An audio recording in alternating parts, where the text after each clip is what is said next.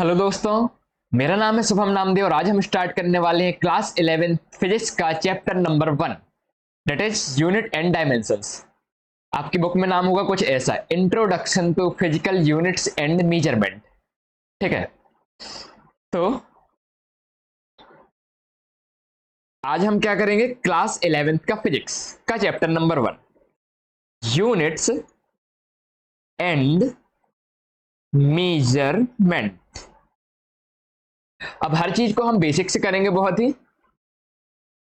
ये lecture series क्या cover करेगा? पहली चीज तो आपका स्कूल सिलेबस, मीन जो आपकी एनसीईआरटी है या फिर कोई भी बोर्ड्स की बुक है, school syllabus as well as competitive view से,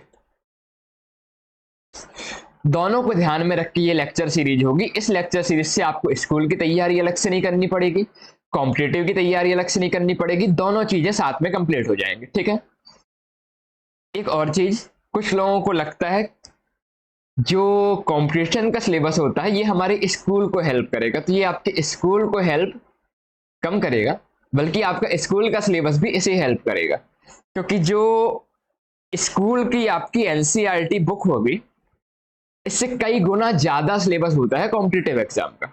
ठीक है, और जो फिजिक्स की एनसीईआरटी है ये बिल्कुल भी केमिस्ट्री की एनसीईआरटी और मैथ्स की एनसीईआरटी जैसी नहीं होती है। मीन्स केमिस्ट्री की एनसीईआरटी पढ़ के हम समझ सकते हैं, मैथ्स की एनसीईआरटी भी हम पढ़ के समझ सकते हैं, पर फिजिक्स की जो एनसीईआरटी है ना बिल्कुल पल्ले नहीं पड़ती। तो जैसे जैसे मैं कराते जाऊंगा वैसे वैसे आपको मेरे साथ करते जाना है। ठीक है, मैं पर्याप्त मात्रा में आपके प्रीवियस ईयर के कंपटीशन के क्वेश्चंस भी लूंगा, एनसीईआरटी के भी जो इंपॉर्टेंट क्वेश्चंस है वो लूंगा, दोनों की प्रिपरेशन अच्छी से करवा दूंगा। इसके बाद आपको क्या करना है, जिस भी कॉम्पिटिटिव एग्जाम के लिए आप प्रिपेयर कर रहे हैं, चाहे वो नीट हो चाहे वो जेडब्ल्यू हो, उसका एक प्रीवियस ईयर लाना है और उसके प्रीवियस ईयर को सॉल्व करना है। ठीक, तो फिजिक्स के जो स्टेप्स होते हैं वो कुछ ऐसे होते हैं। सबसे पहले आपको क्या करना है, लेक्चर आपको करना है, जो मैं आपको पढ़ाऊंगा। इसके आपको क्या करना है, नोट्स बनाना है। नोट्स क्यों बनाना है? अपने हाथ का लिखा हुआ याद रहता है, कथा जैसे नहीं सुनना है, आपको नोट्स बनाना कंपलसरी है, मेरे साथ साथ आपको नोट्स बनाते चलना है। ठीक है, दो चीजें हो गई। इसके बाद आपको एक कॉपी रखनी है शॉर्ट नोट्स की। ये क्या है, आपको अब 11th क्लास और 12th क्लास के बाद एग्जाम देना है, तो आज के दिन से लेके 2 साल में जो भी पढ़ो वो आपको एक दिन में 3 घंटे में एग्जाम देके बताना पड़ेगा। तो डेफिनेटली भूल जाता है, सभी को भूल जाता है, तो जो भूलने लायक चीज है, जितनी इंपॉर्टेंट चीजें हैं जैसे कि फॉर्मूले हो गए, कुछ इंपॉर्टेंट चीजें हो गई, वो सब आप शॉर्ट नोट्स की कॉपी में लिख लेंगे, जिसको आप डेली बेसिस में रिवीजन करते जाएंगे। तो उससे क्या होगा, आपको धीरे धीरे ये चीजें याद होती जाएंगी। ठीक है, तो एक पहली चीज आपको लेक्चर देखना है, दूसरी चीज आपको नोट्स देखना है, तीसरी चीज आपको शॉर्ट नोट्स बनाने हैं। ठीक, अब इसके बाद फिजिक्स के लिए, ये तो सभी सब्जेक्टों के लिए होते हैं ये 3 स्टेप। अब फिजिक्स के लिए एक बुक आती है एच.सी. वर्मा। ठीक है, बेसिक लेवल पे आपको लेक्चर देखना है। ठीक, इसके बाद सेकंड नंबर पे आपको एच.सी. वर्मा, यदि आप कॉम्पिटिटिव एग्जाम की तैयारी कर रहे हैं तो उसके लिए आपको एच.सी. वर्मा लगानी है। पहला ये हो गया, दूसरा ये हो गया। एच.सी. वर्मा में थ्योरी पढ़ने की बिल्कुल भी जरूरत नहीं रहेगी। ठीक है, केवल आपको उसके क्वेश्चंस लगाना है। 2 बुक्स आती हैं, एक 11th की एक 12th की है, एक ले लेना। यदि नहीं लेना हो तो पीडीएफ भरे पड़े हैं, गूगल से आप डाउनलोड कर सकते हैं, एच.सी. वर्मा पीडीएफ लिख के सर्च कर लेना। ठीक है, कॉन्सेप्ट ऑफ फिजिक्स नाम से आती है, इसके केवल क्वेश्चन लगाने, थ्योरी नहीं पढ़नी है। ठीक, पहली चीज हो गई, दूसरी चीज हो गई। जब ये दोनों चीजें कंप्लीट हो जाती है तो तीसरी चीज आती है आपकी प्रीवियस ईयर की बुक। मान लीजिए आप जेडब्ल्यू की तैयारी कर रहे हैं या फिर नीट की तैयारी कर रहे हैं, तो कॉन्फिडेंस के लिए कि लेक्चर लगाने के बाद, इतना सब कुछ पढ़ने के बाद, मैं कुछ क्वेश्चन कराऊंगा भी आपको, बहुत सारे क्वेश्चन कराऊंगा, उसके बाद थोड़ा कॉन्फिडेंस आए कि हम कर सकते हैं। इसके लिए आपको जिस एग्जाम की तैयारी कर रहे हैं उसके प्रीवियस ईयर के क्वेश्चन सॉल्व करने हैं। ठीक, ये 3 चीजें हो गई। ये 3 बिल्कुल बेसिक और कंपलसरी चीज है हर एक स्टूडेंट के लिए। इसके बाद जब टाइम बचता है तो बहुत सारी बुक्स हैं, जिसको आप रेफर कर सकते हैं। जैसे डीसी पांडे एक बहुत अच्छी बुक है, सिंगेज एक बहुत अच्छी बुक है, पर इनमें मेन चीज क्या होती है कि एक एक चैप्टर में 250-250 300 क्वेश्चन होते हैं। ठीक है, तो पहले जब आपने बेसिक ये 3 स्टेप कंप्लीट कर लिए, अब आपको और लगाने के लिए चाहिए है, तब आप डीसी पांडे और सिंगेज में जाएंगे। सबसे पहले ये 3 स्टेप्स। ठीक है, और जो भी इंपॉर्टेंट क्वेश्चंस होंगे, बहुत सारी बुक्स आती हैं, आई रूडो की आती है, पाथ फाइंडर आती है, उनके अच्छे क्वेश्चन जो जरूरी है वो मैं लेते जाऊंगा लेक्चर्स में। आपको 1 2 3 3 स्टेप में फोकस करना है। उसके बाद 4th स्टेप, जब आपको प्रैक्टिस के लिए कुछ एक्स्ट्रा क्वेश्चन चाहिए। ठीक है, तो स्टार्ट करें आज का लेक्चर। चलो स्टार्ट करते हैं, बहुत ही बेसिक से स्टार्ट करेंगे। पहला क्वेश्चन मेरा आपसे, what are physical quantities? Physical quantities क्या होती है?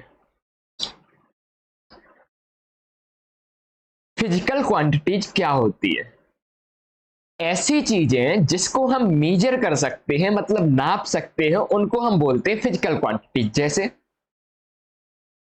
मम्मी मैं आपसे बहुत प्यार करता हूं, पापा मैं आपसे बहुत प्यार करता हूं, कितना? 5 किलो, 10 किलो, 15 किलो, नाप नहीं सकते। मैं तेरे से बहुत नफरत करता हूं, कितनी? 5 लीटर, 10 लीटर की 15 किलोमीटर, नाप नहीं सकते। हेट, लव, इन्हें नाप नहीं सकते। तो ऐसी क्वांटिटी जिनको हम नाप सकते हैं, मीजर कर सकते हैं, उनको हम बोलते हैं फिजिकल क्वांटिटी। जैसे शक्कर, 5 किलो शक्कर, शक्कर 5 किलो शक्कर क्या होगा? मास। मास, वजन की बात हो रही है ना। वॉल्यूम, वॉल्यूम नाप सकते हैं क्या? 5 लीटर दूध। डिस्टेंस नाप सकते हैं क्या? जैसे मेरा स्कूल 10 किलोमीटर दूर है, डिस्टेंस को भी नाप सकते हैं। तो वो चीजें जिनको हम मेजर कर सकते हैं, उनको हम क्या बोलते हैं? Physical quantities. आया क्या समझ में? बहुत ही बेसिक चीज है। चलो नोट कर लेते हैं, नोट्स मेरे साथ साथ बनाते चलिएगा। Any quantity which can be measured, ऐसी क्वांटिटी जिसको नापा जा सकता है, वो क्या कहलाती है? Physical quantities. Using physical instrument, नापने के लिए जिस चीज का हम यूज करते हैं उसको हम क्या बोलते हैं? Physical instrument. ठीक है, जैसे जैसे हम लेंथ को नाप सकते हैं, तो लेंथ एक फिजिकल क्वांटिटी हुई। कैसे नापते हैं? स्केल से नापते हैं, इंची टेप से नापते हैं। ये जो नापने के इंस्ट्रूमेंट है वो कहलाते हैं फिजिकल इंस्ट्रूमेंट। ठीक है, एग्जाम्पल के लिए लेंथ, लेंथ को हम मीटर स्केल से नाप सकते हैं। टाइम, टाइम भी नापा जा सकता है क्या? बिल्कुल नापा जा सकता है। तो टाइम भी क्या हो गई? एक फिजिकल क्वांटिटी हो गई। किससे नापते हैं? क्लॉक है हमारे पास टाइम नापने के लिए। 10th क्लास में एक चीज पढ़ के आए हो, करंट। करंट को नाप सकते हैं क्या? बिल्कुल नाप सकते हैं। करंट को किससे नापते थे? 10th क्लास में ताजा ताजा पढ़ के आए हो, याद है? याद करो थोड़ा सा। वोल्टेज, वोल्टेज भी एक फिजिकल क्वांटिटी है। क्यों? क्योंकि वोल्टेज नापा जा सकता है। किससे नापते थे? याद करो, 10th क्लास में पढ़ के आए हो। स्पीड, क्रिकेट देखते हो, बॉल आती है 153 किलोमीटर पर आवर की स्पीड से, मैं स्पीड को भी नापा जा सकता है। किससे नापते हैं? थोड़ा याद करो। देखो, करंट को नापते हैं हम अमीटर से। ठीक है, याद आया कुछ कुछ? 10th क्लास में ताजा ताजा पढ़ के आए हैं। वोल्टेज को नापने के लिए यूज होता है वोल्ट मीटर। और हमारी गाड़ी में स्पीड नापने के लिए, कि मैं स्कूटी 70 की स्पीड में चला रही हूं, कौन नापता है स्पीड? स्पीडोमीटर की हेल्प से हम स्पीड नापते हैं। आया क्या समझ में? तो फिजिकल क्वांटिटीज उन क्वांटिटी जो कहते हैं जिसको मीजर की जा सकती है। किसकी हेल्प से मीजर करते हैं? हम फिजिकल इंस्ट्रूमेंट की हेल्प से मीजर करते हैं।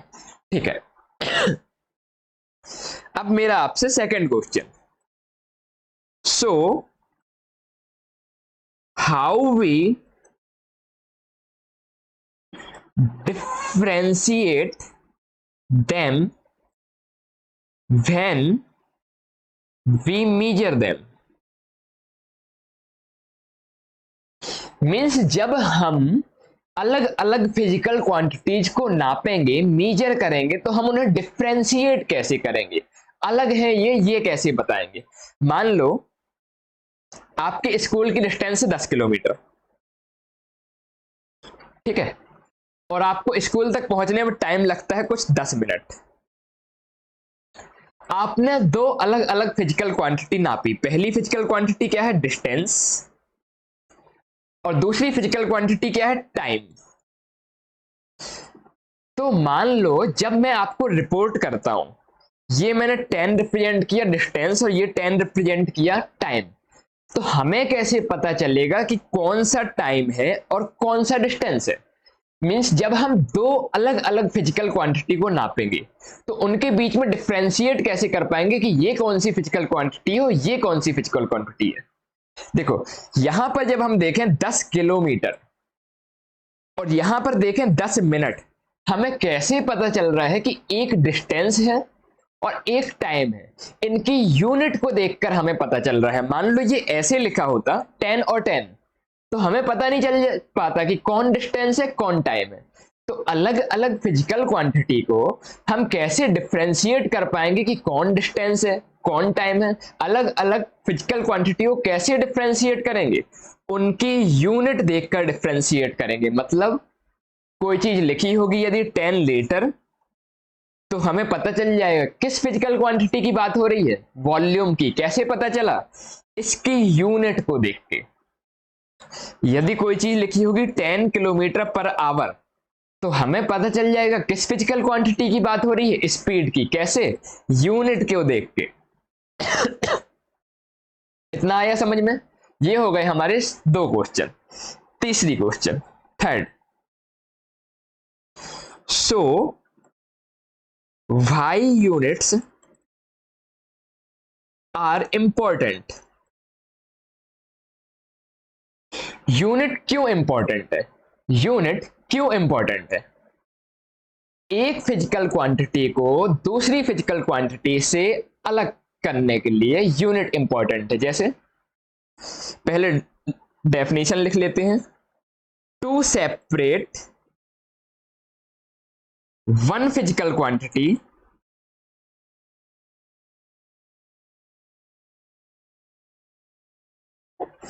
From other we need units. मतलब जैसे लास्ट स्लाइड में आपको बताया, यदि 10 और 10 लिखा होता तो हम पता नहीं, हम दो फिजिकल क्वांटिटीज के बीच में डिफरेंशिएट नहीं कर पाते। जब हम इसके पीछे यूनिट लगा पाएंगे तभी हम दो अलग अलग फिजिकल क्वांटिटी को क्या कर पाएंगे, डिफरेंशिएट कर पाएंगे। तो फिजिकल क्वांटिटी को सेपरेट करने के लिए यूनिट्स इंपॉर्टेंट है। इतना आया समझ में। अब यूनिट्स की कुछ प्रॉपर्टीज होती है, चलो प्रॉपर्टीज देखते हैं। Basic properties of units. Units की क्या क्या प्रॉपर्टीज होती हैं। पहली चीज तो यूनिट एक्सेप्टेबल होना चाहिए। एक्सेप्टेबल, यूनिट एक्सेप्टेबल होना चाहिए। इससे मेरा मतलब क्या है, देखो यदि आपने WWE वगैरह देखते हो तो वहां पे जो फाइटर्स का वेट लिखा रहता है तो पाउंड में लिखा रहता है। यदि आप नीड फॉर स्पीड या फिर रेसिंग जैसे गेम्स खेलते हो तो वहां पे जो स्पीड कार की दिख रही होती है वो माइल पर आवर में लिख रही होती है। और अपने इंडिया में वेट किस में होता है, किलोमीटर में होता है। स्पीड किस में दिख रही होती है, किलोमीटर पर आवर में हो रही होती है। तो मान लो हमारे यहाँ स्पीड है किलोमीटर पर आवर में, या फिर हमारे यहाँ वेट लिया हमने केजी में, तुमने अपना वेट बताया 50 केजी, ठीक है। अब कहीं बाहर गए वहां पर वेट चलता है पाउंड में, तो पता चला हमको जब एक्सपोर्ट इंपोर्ट करना होगा, यदि हमारी यूनिट बाहर वाला मानने को तैयार ही नहीं है, नहीं हम किलोग्राम मानेंगे ही नहीं, हम तो पाउंड ही मानते हैं, तो फिर काम नहीं चलेगा ना, हम एक्सपोर्ट नहीं कर पाएंगे। मान लो हम बहुत सारा गेहूं उगाते हैं, हम एक्सपोर्ट करने जाते हैं, तो हमने किलो में उगाया और बाहर बेचने गए, बाहर चाहिए पाउंड में, उसको किलो पता तो होना चाहिए ना, वो किलो को एक्सेप्ट तो करे ना। यदि वो हमारी यूनिट को एक्सेप्ट ही नहीं कर रहा है तो फिर कैसे ट्रेड हो पाएगा भाई, नहीं हो पाएगा। तो जो भी यूनिट है कि यदि किलोमीटर वजन की यूनिट बनाई गई है तो ये सभी को एक्सेप्टेबल होना चाहिए। ऐसा नहीं कोई बोले नहीं हम नहीं मानेंगे, यूनिट ऐसी होनी चाहिए जो सभी को एक्सेप्टेबल हो। ठीक, दूसरी यूनिट, दूसरी प्रॉपर्टी होती है यूनिट की कि यूनिट कैसी होनी चाहिए, डिस्टिंग्विशेबल होना चाहिए। मतलब ऐसा ना हो कि यदि 10 किलोमीटर लिखा है तो ये हमें पता है किसकी यूनिट है, डिस्टेंस की यूनिट है। तो फिजिकल क्वांटिटी डिस्टिंग्विश हो सकती है ना, अलग पता चल रही है ना ये डिस्टेंस की यूनिट है। ऐसा नहीं कि पता ही नहीं चल रहा है ये टाइम की यूनिट है कि वेट की यूनिट है कि डिस्टेंस की यूनिट है, अलग पता चलना चाहिए कि जो यूनिट है यूनिट इस चीज की है, डिस्टिंग्विशेबल होना चाहिए। तीसरी चीज, यूनिट की तीसरी प्रॉपर्टी होती है यूनिट स्टैंडर्ड होना चाहिए। स्टैंडर्ड मतलब एक स्टैंडर्ड होना चाहिए कि इतने को हम मान लो मीटर की बात करें, मीटर की बात करते हैं तो एक स्टैंडर्ड होना चाहिए कि इतनी डिस्टेंस को हम 1 मीटर बोलेंगे। मतलब जैसे मान लो मेरी चलती है मेरे एरिया में, ठीक, तो मैं बोलता हूं आ भाई तेरे को बताता हूं 1 मीटर कितना होता है, इतना होता है 1 मीटर। दूसरे के एरिया में दूसरे की चलती है, वो बोलता है भाई मैं बताता हूं कितना होता है 1 मीटर, इतना होता है 1 मीटर। तो ऐसा नहीं कभी इतना कभी इतना कभी इतना, स्टैंडर्ड होना चाहिए, वो वेरी नहीं करना चाहिए। ठीक है, तो यूनिट की 3 प्रॉपर्टी हो गई। पहली चीज एक्सेप्टेबल होना चाहिए, मतलब सभी लोग इस यूनिट को माने। डिस्टिंग्विशेबल होना चाहिए, मतलब डिफ्रेंशिएट कर सके अलग अलग फिजिकल क्वांटिटी में कि ये डिस्टेंस की है ये वेट की है। और तीसरी चीज स्टैंडर्ड होना चाहिए, मतलब बार बार वेरी ना करे। फोर्थ प्रॉपर्टी यूनिट की ट्रांसफरेबल होना चाहिए। ट्रांसफरेबल मतलब मैंने बताया जैसे कि अपने इंडिया में वेट होता है किलोग्राम में, बाहर कहीं होता है पाउंड में, तो उनको पता होना चाहिए कि किलोग्राम और पाउंड का रिलेशन क्या होता है, वो लोग ट्रांसफर कर सकें।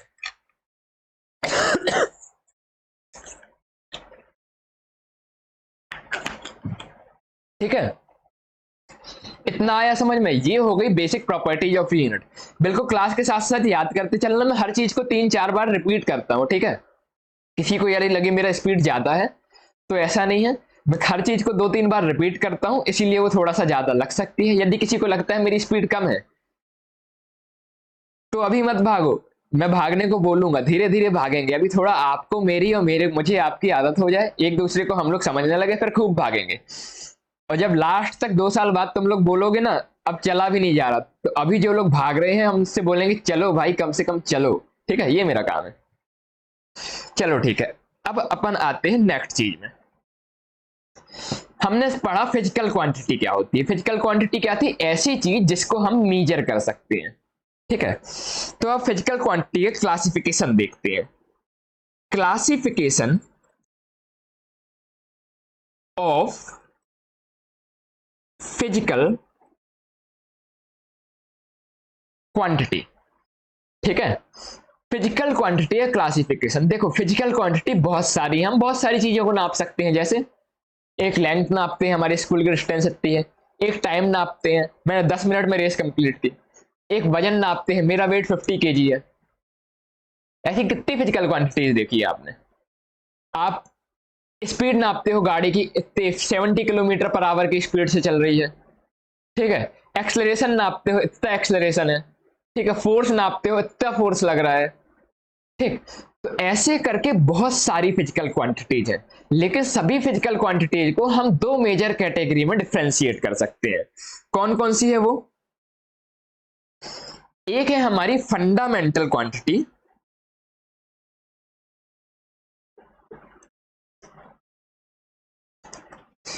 और दूसरी है डिराइव्ड क्वांटिटी। ये 2 मेजर कैटेगरी है जिनके अंदर सभी तरह की फिजिकल क्वांटिटी आती है। अब इन दोनों में डिफरेंस क्या है थोड़ा समझना। फंडामेंटल क्वांटिटी और डिराइव्ड क्वांटिटी, जब हमने सभी तरह की क्वांटिटीज ली, जैसे आपके घर का एरिया है मान लो 1000 स्क्वायर फीट, तो एरिया भी तो एक फिजिकल क्वांटिटी है, आप नाप सकते हैं। आपने दूध लिया 10 लीटर, तो वॉल्यूम भी तो एक फिजिकल क्वांटिटी है जैसे नाप सकते हैं।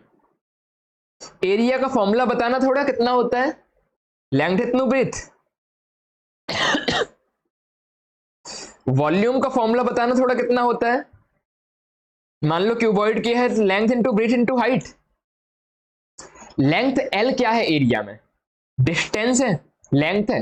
और ब्रीथ क्या है, ब्रीथ भी एक डिस्टेंस है ना, लंबाई ही है ना। ऐसे ही वॉल्यूम, वॉल्यूम में एल लेंथ क्या है, एक डिस्टेंस है, मान लो 10 मीटर, तो लंबाई है ना। विड्थ क्या है, विड्थ भी एक लंबाई है ना, मान लो 5 मीटर। एच, एच क्या है, हाइट, हाइट भी एक डिस्टेंस है ना, तो ये भी एक लेंथ है ना। तो ऐसे करके जब हमने सभी फॉर्मूले देखे, सभी क्वांटिटीज देखी, तो सभी क्वांटिटीज को हमने तोड़ तोड़ के देखा। मान लो डेंसिटी, डेंसिटी का फॉर्मूला कितना होता है, मास अपॉन वॉल्यूम। मास क्या होता है केजी में, और वॉल्यूम क्या होता है L into B into H. तो मास केजी में, एल क्या है लेंथ है, बी भी क्या है लेंथ है, एच भी क्या है लेंथ है, कुछ लंबाई है ना तीनों। तो ऐसे करके जब हमने सभी फिजिकल क्वांटिटीज को तोड़ के देखा, तो हमें पता चला ये इतनी सारी जो फिजिकल क्वांटिटीज हैं, ये 7 फंडामेंटल क्वांटिटी से मिलके बनी हुई है। मतलब वो 7 चीजें हर बार रिपीट हो रही हैं। जैसे एरिया, एरिया में 2 बार लेंथ का मल्टीप्लाई हो रहा है। वॉल्यूम, वॉल्यूम में 3 बार लेंथ का मल्टीप्लाई हो रहा है। तो ये 2 अलग अलग जो चीजें हैं, ये एक बेसिक चीज लेंथ से बनी हुई है। तो जो बेसिक चीजें हैं जिनको रिपीट करने से हर चीज बन रही है, उनको हम बोलेंगे फंडामेंटल क्वांटिटी। और ऐसी कितनी फंडामेंटल क्वांटिटी हैं, ऐसी टोटल 7 फंडामेंटल क्वांटिटी हैं।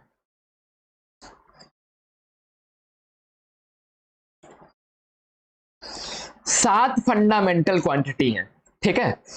मतलब सब, जब हमने सभी फिजिकल क्वांटिटी को तोड़ तोड़ कर देखा, तो ऐसी 7 चीजें मिली जिसको रिपीट करने पर 7 चीजें मिली जो बार बार हर चीज में रिपीट हो रही थी। इनसे हम बेसिक में नहीं जा सकते, ठीक है, कि 7 ही सबसे बेसिक चीजें हैं जो हर फंडामेंटल क्वांटिटी में, हर फिजिकल क्वांटिटी में क्या हो रही है, रिपीट हो रहा है। तो उन 7 चीजों को हमने बोला फंडामेंटल क्वांटिटी। और इन सभी का यूज करके बाकी की जो भी क्वांटिटीज है, उनको हमने क्या बोला, डिराइव्ड क्वांटिटी। तो फंडामेंटल क्वांटिटी की थोड़ा सा डेफिनेशन लिख लेगा, क्या होगी, those,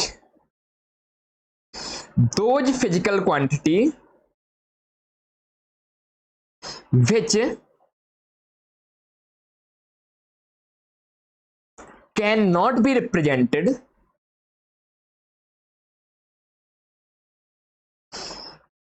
in terms of other physical quantity।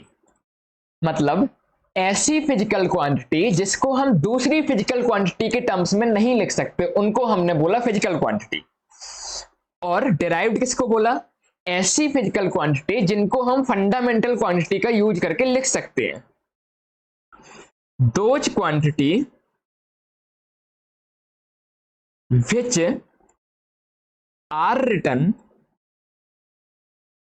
with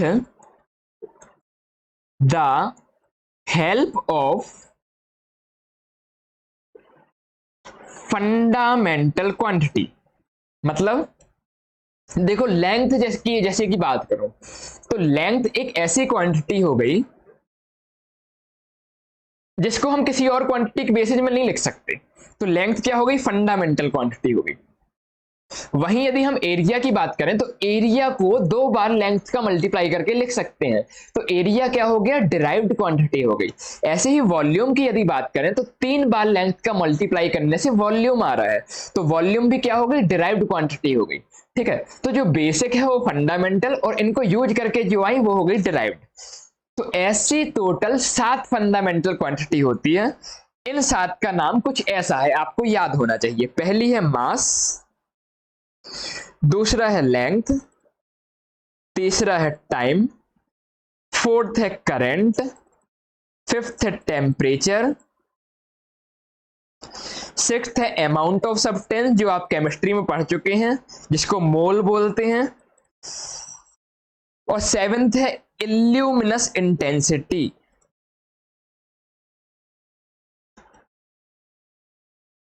ठीक है, ये 7 चीजें हैं बेसिक, जो सभी फिजिकल क्वांटिटी को जब हमने तोड़ के देखा तो ये 7 चीजें आई। Mass, length, time, current, temperature, amount of substance, इल्यूमिनेस intensity, ठीक है। और बाकी की जो भी क्वांटिटीज हैं उन सभी क्वांटिटीज में ये चीजें, ये 7 चीजें कहीं ना कहीं रिपीट करके जो आता है वो हम बोलते हैं डिराइव्ड क्वांटिटी। जैसे जैसे एक हमने देखा था एरिया, लेंथ को लेंथ से मल्टीप्लाई कर दें तो एरिया आ जाता है, तो ये क्या हुआ, डिराइव हुआ फंडामेंटल का यूज करके। वॉल्यूम की यदि बात करें तो 3 बार यदि हम लेंथ का मल्टीप्लाई कर देते हैं तो क्या आ जाता है, वॉल्यूम आ जाता है। तो वॉल्यूम भी क्या हो गई, एक डिराइव्ड क्वांटिटी हो गई। डेंसिटी की बात करें तो यदि मास को वॉल्यूम से डिवाइड कर दें तो क्या आ जाती है, डेंसिटी आ जाती है। तो कुछ फंडामेंटल से हमने चीजें उठाई और उनमें कुछ प्लस माइनस मल्टीप्लाई डिवाइड किया और एक नई क्वांटिटी आ गई, वो डिराइव्ड क्वांटिटी हो गई। जैसे स्पीड की यदि बात करें तो स्पीड का फॉर्मूला क्या होता है, distance upon time. Distance fundamental है, टाइम फंडामेंटल है, दोनों को डिवाइड किया, स्पीड आ गई, तो ये क्या हो गई, डिराइव्ड क्वांटिटी हो गई। ऐसे ही यदि एक्सेलरेशन की बात करें तो एक्सेलरेशन क्या होता है, स्पीड अपॉन टाइम, और स्पीड क्या हो जाता है, डिस्टेंस अपॉन टाइम, और टाइम एक नीचे पहले से है तो टाइम का स्क्वायर हो गया। तो फंडामेंटल की कुछ चीजों को यूज किया, उनसे कोई फॉर्मूला बना, वो फिजिकल क्वांटिटी क्या हो गई, डिराइव्ड क्वांटिटी हो गई। तो ये जो 7 होती है ये फंडामेंटल होती है, और इनके अलावा जितनी भी बची वो क्या होती है, डिराइव्ड क्वांटिटी होती है। ये 7 फंडामेंटल क्वांटिटी आपको याद होनी चाहिए, ठीक है। 4 बार पढ़ो अभी याद हो जाएगी। Mass, length, time, current, temperature, amount of substance, इल्यूमिनेस intensity. Mass, length, time, current, temperature, amount of substance, इल्यूमिनेस intensity. Illuminous intensity को कुछ बुक्स में ल्यूमिनस इंटेंसिटी भी लिखा रहता है, तो कंफ्यूज नहीं होना, ठीक है। 7 फंडामेंटल क्वांटिटी क्या है, mass, length, time, current, temperature, amount of substance, इल्यूमिनेस intensity, ठीक है। ओके, अब आपके लिए एक क्वेश्चन जिसको आप होमवर्क भी समझ सकते हैं। 10th क्लास की इलेक्ट्रिसिटी चैप्टर में आप एक फॉर्मूला पढ़ के आए हैं, जहां पे आपने करंट की डेफिनेशन और फॉर्मूला पढ़ा था, जहां पे करंट क्या था,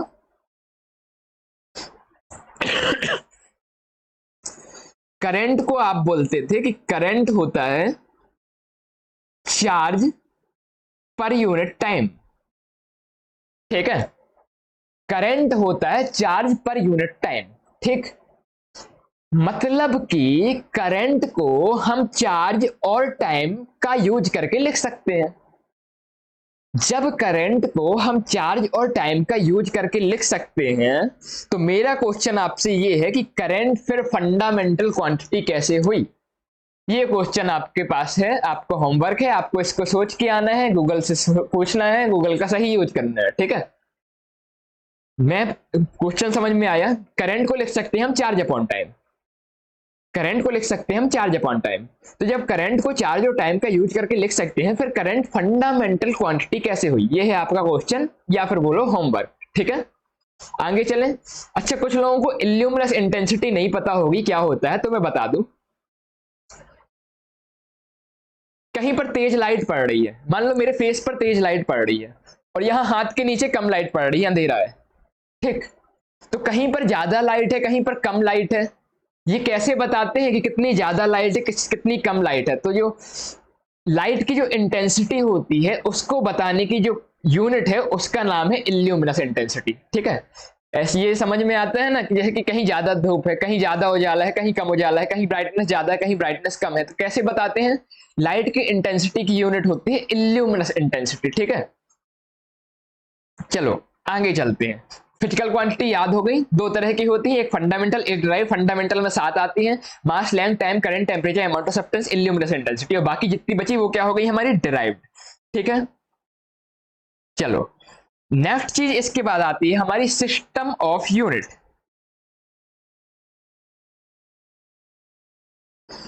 सिस्टम ऑफ यूनिट्स, अब यो का नई चीज है। देखो सिस्टम ऑफ यूनिट ऐसी है, मैंने थोड़ी देर पहले आपके घर का एरिया का एग्जाम्पल लिया था, तो मैंने बोला था 1000 स्क्वायर फीट। आपके स्कूल की डिस्टेंस ली थी, कितनी ली थी, लगभग 10 किलोमीटर। तो देखो डिस्टेंस की यूनिट फुट भी है, डिस्टेंस की यूनिट किलोमीटर भी है, डिस्टेंस की यूनिट मीटर भी है। आपके कंपास में आती है स्केल जिसमें सेंटीमीटर में बना रहता है, तो डिस्टेंस की यूनिट सेंटीमीटर भी है। डिस्टेंस की यूनिट इंच भी है। ठीक है, तो ऐसे मार्केट में बहुत सारी यूनिट्स थी, तो कुछ स्टैंडर्ड सिस्टम बनाया गया। क्यों बनाया गया? मैंने बताया क्योंकि जब ग्लोबलाइजेशन हुआ, 10th की हिस्ट्री 9th की हिस्ट्री थोड़ा बहुत पढ़ के आए हो ना, ग्लोबलाइजेशन वैश्वीकरण क्या होता है, जब हमने ट्रेड चालू किया, इधर से उधर इंपोर्ट एक्सपोर्ट चालू किया, बड़ी दिक्कत हो गई। इंडिया में केजी में काम होता था, बाहर पाउंड में काम होता था। इंडिया में मीटर में काम होता था, बाहर फुट में काम होता था। अब यूनिट्स की बड़ी समस्या हो गई। मान लो आपके पास 1 टन गेहूं है, आपने बोला क्यों 1 टन गेहूं लेगा, उसने बोला ले लूंगा, वो एक थैला लेके आ गया, तो हमने ट्रक लगा दिया। अब वो एक थैले में ट्रक भर गेहूं कैसे लेके जाए? तो यूनिट्स में बड़ा कंफ्यूजन चल रहा था, इसलिए कुछ स्टैंडर्ड सिस्टम बनाया गया। ये जो स्टैंडर्ड 3 तरह का मेजर सिस्टम होता है, ठीक है। इन 3 में पहला होता है एमकेएस, एमकेएस सिस्टम।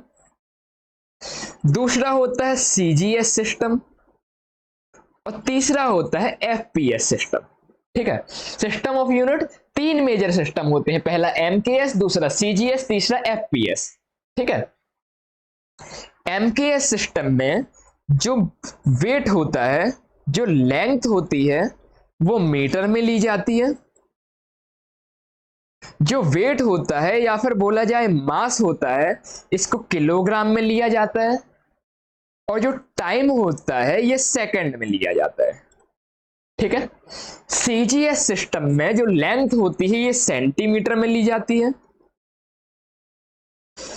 जो वेट होता है या मास होता है इसको ग्राम में लिया जाता है। और जो टाइम होता है ये सेकंड में लिया जाता है। और एफपीएस में जो लेंथ होती है इसको फुट में लिया जाता है। जो वेट होता है इसको पाउंड में लिया जाता है। और जो टाइम होता है इसको सेकंड में लिया जाता है। ठीक है, system of unit 3 major system है, पहला एमकेएस, दूसरा सीजीएस, तीसरा एफपीएस। एमकेएस में लेंथ मीटर में, मास केजी में, टाइम सेकंड में। सीजीएस में टाइम लेंथ सेंटीमीटर में, वेट ग्राम में, टाइम सेकंड में। एफपीएस में लेंथ फुट में, वेट पाउंड में, टाइम सेकंड में। ठीक है, एमकेएस सिस्टम, यही सिस्टम इंडिया में फॉलो होता है। एमकेएस सिस्टम ही इंडिया में फॉलो होता है, और इसी सिस्टम को एसआई सिस्टम भी बोलते हैं। एसआई का फुल फॉर्म क्या है? International system of unit.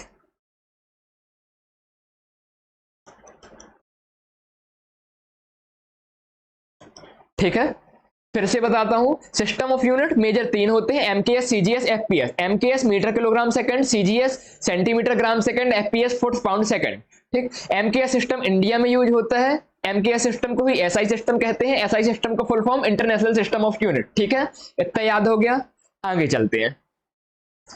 अब नेक्स्ट आता है कन्वर्जन ऑफ यूनिट।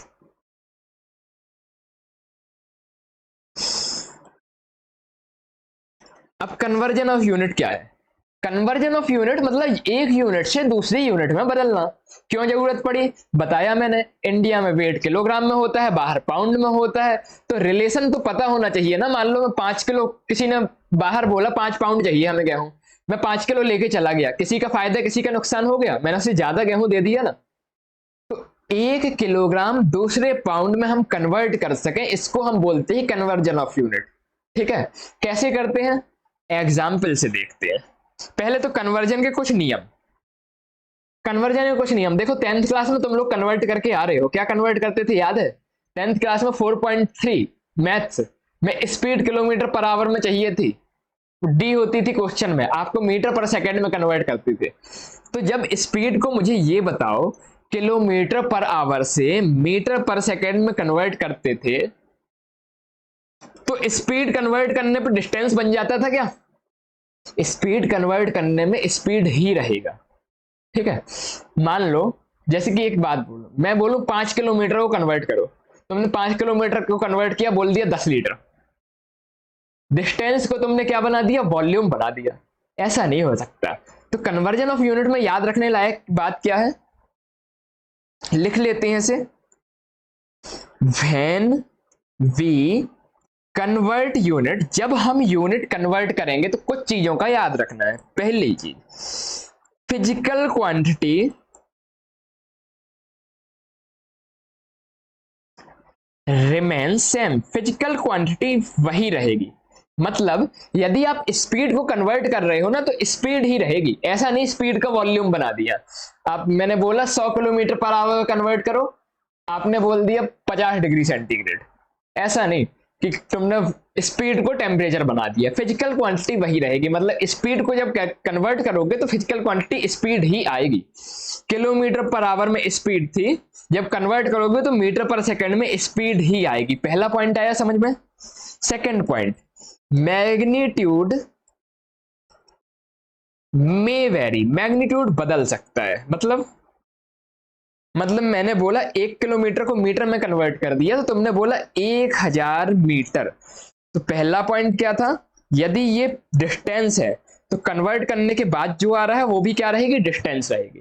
और दूसरी चीज, मैग्नीट्यूड बदल सकता है। देखो एक जगह 1 है, दूसरी जगह 1000 है। ठीक, इतना समझ में आया। अब चलो एक दो क्वेश्चन करते हैं। कन्वर्जन ऑफ यूनिट, दो चीजों का ध्यान रखना है, फिजिकल क्वांटिटी सेम रहेगी, मैग्नीट्यूड बदल सकता है। चलो अब पहला क्वेश्चन वो जो आप अपनी 10th क्लास में करके आए हो। Convert 360 kilometre per hour to metre per second. Question है कि 360 किलोमीटर पर आवर को मीटर पर सेकंड में कन्वर्ट करो। कैसे करोगे? बहुत आराम से आता है आपको, 10th क्लास में बहुत किया आपने। 9th क्लास से चालू कर दिए थे वर्ड प्रॉब्लम वाले क्वेश्चंस मैथ्स के, जिसमें ये स्पीड कन्वर्ट करनी पड़ती थी। थोड़ा याद दिला देता हूं। क्यों बता रहा हूं? क्योंकि आपको स्टेप बाय स्टेप पता होना चाहिए, क्योंकि जब बड़ा कन्वर्जन आएगा तो आप कैसे करोगे। तो देखो, जिस यूनिट से जिस यूनिट में कन्वर्ट करना है उसमें रिलेशन पता होना चाहिए। जैसे किलोमीटर को मीटर में कन्वर्ट करना है तो किलोमीटर और मीटर में आपको रिलेशन पता होना चाहिए कि 1 किलोमीटर बराबर कितना होता है, 1000 मीटर होता है। ठीक है, टाइम यहां पे आवर में है, सेकंड में कन्वर्ट करना है तो आपको रिलेशन पता होना चाहिए। मींस 1 आवर में कितने सेकंड होते हैं, 1 आवर में 60 मिनट और 1 मिनट में 60 सेकंड, तो टोटल 60 इंटू 60 3600 सेकंड होते हैं। ये रिलेशन आपको पता होना चाहिए। ठीक है, जब आप कन्वर्जन कर पाएंगे। अब कैसे कन्वर्ट करोगे, ये आपने लिया 360 किलोमीटर पर आवर, किलोमीटर की जगह किलोमीटर की वैल्यू रख देंगे, 360 इंटू किलोमीटर की वैल्यू 1000 मीटर अपॉन आवर की जगह सेकंड में वैल्यू रख देंगे। आवर की 1 आवर की कितनी वैल्यू है सेकंड में, 3600 सेकंड। ठीक है, ये 0 से 0 कैंसिल, 0 से 0 कैंसिल, 2 5 जा 10, 2 18 जा, मीन्स 360 इंटू 5 अपॉन 18। इतना इजी क्यों करके बता रहा हूं, बताता हूं।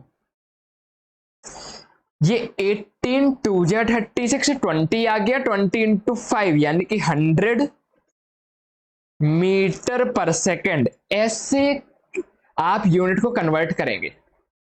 अब समझ में आया आपको यूनिट कन्वर्जन कैसे करना है। मैंने पहला एग्जांपल ऐसा इसलिए लिया जिससे जो चीज आपको बनती है उससे थोड़ा कन्वर्जन पता चले।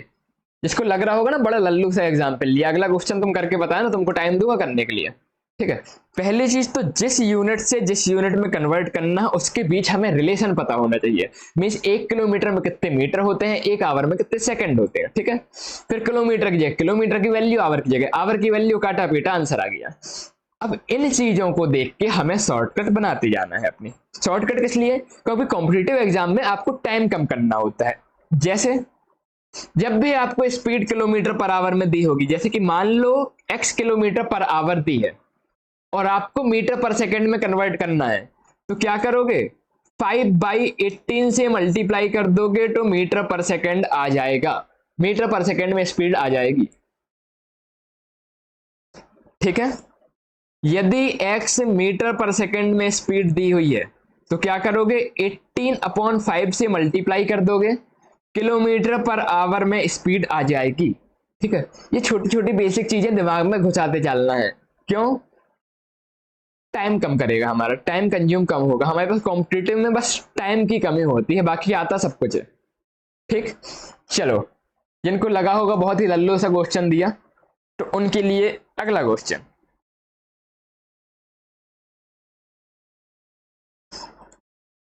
Convert 1 newton of force to CGS unit system. एक यूनिट फोर्स को आप सीजीएस यूनिट सिस्टम में कन्वर्ट कीजिए। चलिए, अब इसके लिए आपको हम क्या देंगे? Time.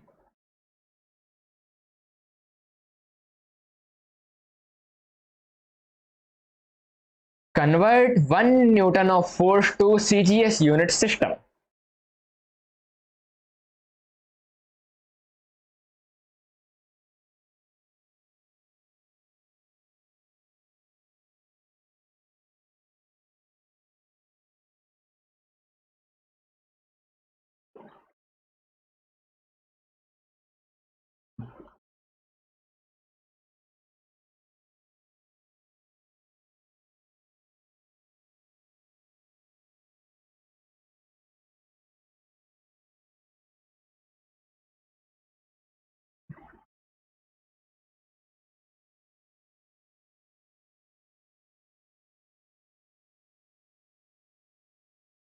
Five, four, three, two, one. चलें? चलो, बेसिक से स्टेप बाय स्टेप अभी मैं बता रहा हूं आपको कैसे अप्रोच करना है। सबसे पहले हमें किस चीज को कन्वर्ट करना है? 1 न्यूटन को। तो हमें क्या क्या पता होना चाहिए? पहली चीज तो हमें यह पता होना चाहिए कि न्यूटन क्या है? फोर्स की यूनिट है। ठीक, पहली चीज। दूसरी चीज हमें यह पता होनी चाहिए किस सिस्टम में यूनिट है, तो ये एमकेएस सिस्टम में यूनिट है। ठीक, अब देखो, फोर्स इक्वल टू कितना होता है? फॉर्मूला पता होना चाहिए। फोर्स इक्वल टू होता है, गाय को भी पता होता है। अब गाय से पूछेगा फोर्स इक्वल टू कितना होता है, तो वो बोलेगी मैं मास इनटू एक्सेलरेशन। अब जब न्यूटन एमकेएस सिस्टम की यूनिट है, तो एमकेएस सिस्टम में मास किस में होता है? मास होता है किलोग्राम में। और एक्सेलरेशन, एक्सेलरेशन कितना होता है?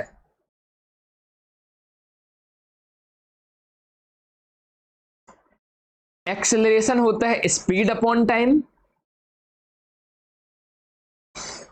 और स्पीड को लिख सकते हैं हम डिस्टेंस अपॉन टाइम। और एक टाइम नीचे पहले से है, तो यहां टाइम का स्क्वायर हो गया। ठीक, तो एक्सेलरेशन की जगह क्या आ गया हमारा? डिस्टेंस। डिस्टेंस मतलब मीटर में, एमकेएस सिस्टम में है तो मीटर में होगी डिस्टेंस। टाइम किस में आ गया? सेकंड के स्क्वायर में। तो ये हमारी आ गई एमकेएस सिस्टम में फोर्स की यूनिट। अब हमको इसको किस में कन्वर्ट करना है? सीजीएस सिस्टम में कन्वर्ट करना है। तो कैसे करें? कन्वर्ट करने के लिए हमें रिलेशन पता होना चाहिए। कैसा रिलेशन? कि 1 किलोग्राम में, सीजीएस सिस्टम में वेट किस में लेते हैं? ग्राम में। तो किलोग्राम और ग्राम का रिलेशन, 1 किलोग्राम में 1000 ग्राम होता है। ठीक, जो सीजीएस सिस्टम है उसमें डिस्टेंस सेंटीमीटर में लेते हैं। तो 1 मीटर में कितने सेंटीमीटर होते हैं? 100 सेंटीमीटर। रिलेशन पता होना चाहिए। और सेकंड का तो सेकंड ही रहेगा। ठीक है, अब चलो कन्वर्ट करते हैं। हमारे पास है 1 न्यूटन। 1 न्यूटन हमें पता चल गया कि 1 Newton 1 kilogram metre per second square के बराबर होता है। अब हमने वैल्यू रखना चालू की, तो 1 किलोग्राम को लिखा हमने 1000 ग्राम, इंटू 1 मीटर को लिखा हमने 100 सेंटीमीटर, अपॉन सेकंड को सेकंड रहने दिया। तो ये आ गया कितना? 10 to power 3 gram into 10 to power 2 centimetre upon second का स्क्वायर। तो ये जब बेस सेम होते हैं तो पावर ऐड हो जाते हैं। तो ये कितना हो गया? 10 टू पावर 5 ग्राम सेंटीमीटर पर सेकंड का स्क्वायर। ठीक है, तो क्या आ गया हमारा? 1 न्यूटन 10⁵ ग्राम सेंटीमीटर पर सेकेंड स्क्वायर के बराबर होता है। ऐसे क्या करोगे, यूनिट कन्वर्ट करोगे। अब एक और याद रखने लायक चीज, ये जो ग्राम सेकेंड सेंटीमीटर पर सेकेंड स्क्वायर होता है ना, ये कौन सी यूनिट है, सीजीएस सिस्टम में यूनिट होगी, और इसका नाम होता है न्यूटन, वो डाइन। तो आप लिख सकते हो एक न्यूटन कितना होता है, एक न्यूटन 10⁵ डाइन के बराबर होता है। जहां पे डाइन्स क्या है, डाइन्स क्या है, जैसे न्यूटन क्या है, न्यूटन एसआई यूनिट है फोर्स की, वैसे dance is CGS unit of force. आया समझ में? बहुत ही डिटेल में एक एक चीज बताई है मैंने, ठीक। स्टार्टिंग की क्लास है इसलिए हर चीज बहुत ही डिटेल में बताई जा रही है। जैसे जैसे आप स्पीड पकड़ते लगोगे मैं भी स्पीड बढ़ाता जाऊंगा।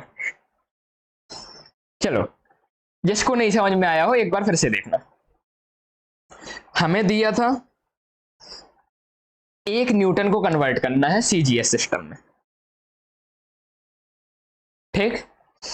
एक न्यूटन, पहली चीज तो हमें पता होना चाहिए कितना होता है, न्यूटन एसआई यूनिट होती है, किसकी होती है, फोर्स की होती है। तो हमने सबसे पहले क्या लिखा, फोर्स का फॉर्मूला लिखा मास इनटू एक्सेलरेशन।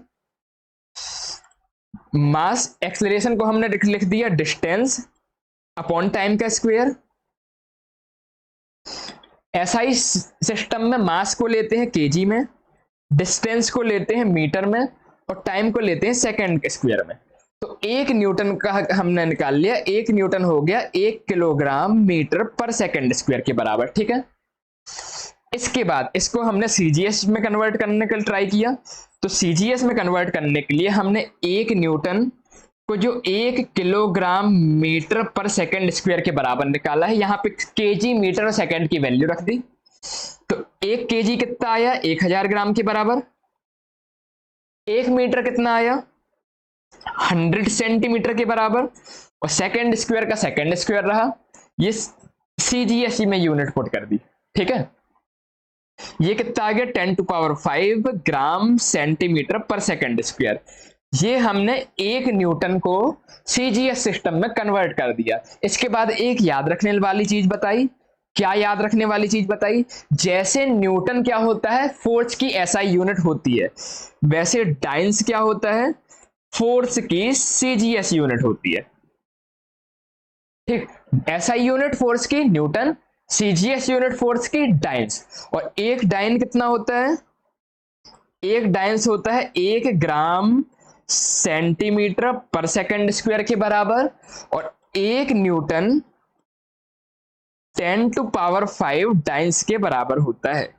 अब आपको पहली चीज न्यूटन और डाइन्स में रिलेशन याद रखना है कि एक न्यूटन में कितने डाइन्स होते हैं, और दूसरी चीज डाइन्स सीजीएस यूनिट होती है, ये याद रखनी है, ठीक है। आया समझ में? आगे चले, चलो।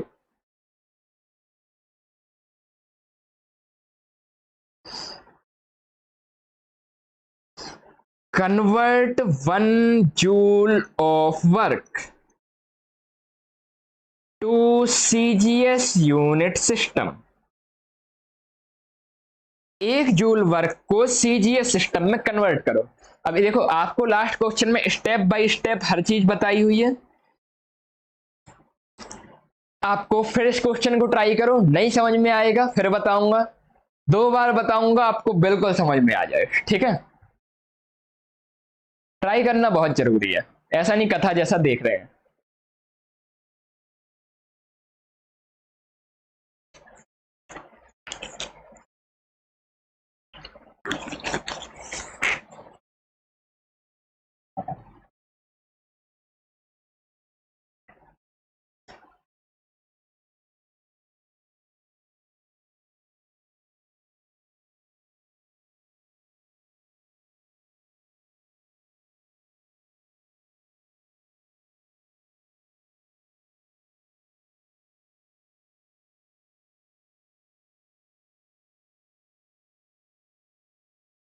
सिक्स, 5, 4, 3, 2, 1। चलो मेरी बारी, ठीक है। देखो, मुझे क्या पता होना चाहिए? पहली चीज तो 1 जूल क्वेश्चन में दिया है, यदि नहीं दिया हो तो भी हमें पता चल होना चाहिए जूल क्या होता है। जूल वर्क की यूनिट होती है। कौन सी यूनिट होती है? किस सिस्टम की? एसआई यूनिट या फिर एमकेएस सिस्टम। ठीक है, इसके बाद मुझे वर्क का फॉर्मूला पता होना चाहिए। वर्क का फॉर्मूला क्या होता है? वर्क होता है हमारा फोर्स इनटू डिस्प्लेसमेंट। ठीक है, फोर्स का फॉर्मूला क्या होता है? Mass into acceleration. और डिस्प्लेसमेंट क्या को मान लो मैं एस से लिख देता हूं। तो मास को रिप्रेजेंट करते हैं केजी से। एक्सलरेशन की यूनिट क्या होती है? मीटर पर सेकेंड स्क्वायर, लास्ट क्वेश्चन में देखी हमने। और डिस्प्लेसमेंट, डिस्प्लेसमेंट क्या होता है? एक लेंथ ही होती है ना। डिस्प्लेसमेंट एक दूरी होती है ना, लेंथ।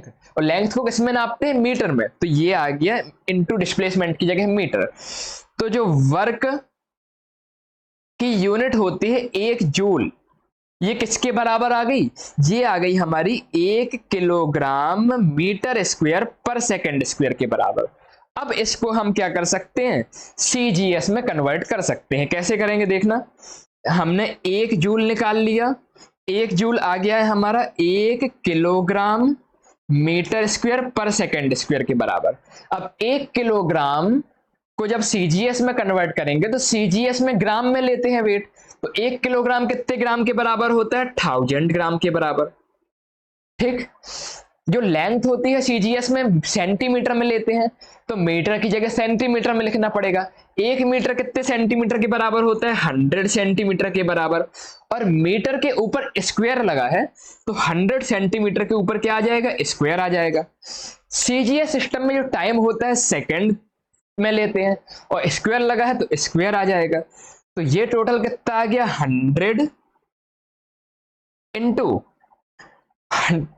100 का square into gram centimetre square per second square. तो ये आ गया टोटल हमारा 10 टू पावर, अरे 1000 है, 10 टू पावर 4 और 3 7, 10 to power 7 gram centimetre square per second square. ठीक है, तो 1 जूल को सीजीएस सिस्टम में जब कन्वर्ट किया तो कितना आया?